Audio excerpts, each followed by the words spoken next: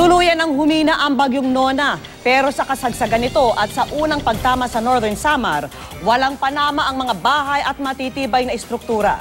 Kabilang sa mga pinakanapuruhan ang bayan ng Katarman. Nakatutok doon live si Rafi Tima. Rafi? Natira na lamang sa dati, isa sa mga popular na gimikan dito sa Katarman, ha? Check mic. 1, 2, 3, 4, 5. Arnold, VK, itong kinaranan ko ngayon ay ang natira na lamang sa dati isa sa mga popular na gimikan dito sa Katarman. Pero bistula itong dinimolish ng malakas na hangin dala nitong si Nona. Bagay na ikinagulat umano ng marami sa mga tiga rito. Bagamat may sapat na babala, nabigla pa rin daw sila sa lakas ng hagupit ng bagyo. 5 oras noong Lunes, ganito raw kalakas ang bagyong Nona dito sa Katarman. Bukod sa malakas na sipol, kita rin sa video kung gaano kalakas ang tuloy-tuloy na bugso ng hangin. Paglipas ng bagyo, ito na ang tumambad sa mga tiga Church of Our Mother Perpetual Health. Ang kanilang simbahan, mistulang dinimolish na tahanan. Sanay naman kami sa bagyo, kaya lang ito naiiba talaga. Kahit ang matitibay na struktura hindi pinalagpas ni Nona, tila pinilas ng hangin dala ng bagyo ang buong dingding ng isa sa mga conference room ng Kapitolyo. Tinangay din ng hangin ang bahagi ng bubong na isang ginagawang mall sa bayan. Sa kabuuan, halos 14,000 kabahayan sa Katarman ang bahagya o tuluyang nasira.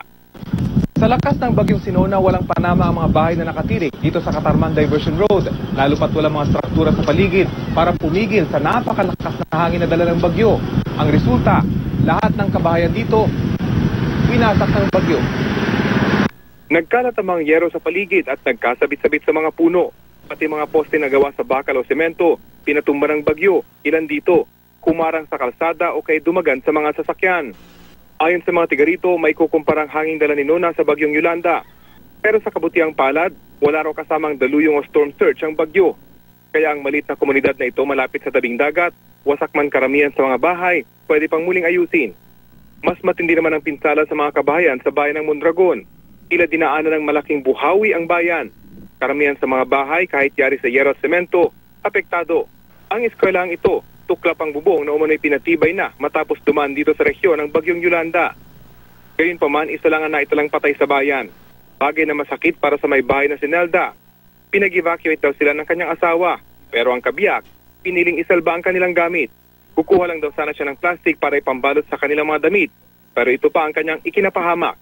Bagsakan daw ng kuanan, pader, ang problema ko po ngayon. Wala kaming bahay. Tapos yung mga anak ko, maliliit pa. Tuloy-tuloy naman ang clearing operation ng mga kawani ng Bureau of Fire Protection at Electric Cooperative sa probinsya. Sa lawak ng epekto ng bagyo, marami pa rin puno at mga poste ng kuryente ang nakahambalang sa mga kalsada.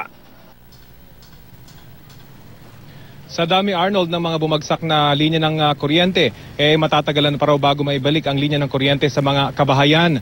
Bagamat yung may major power lines ay maayos na.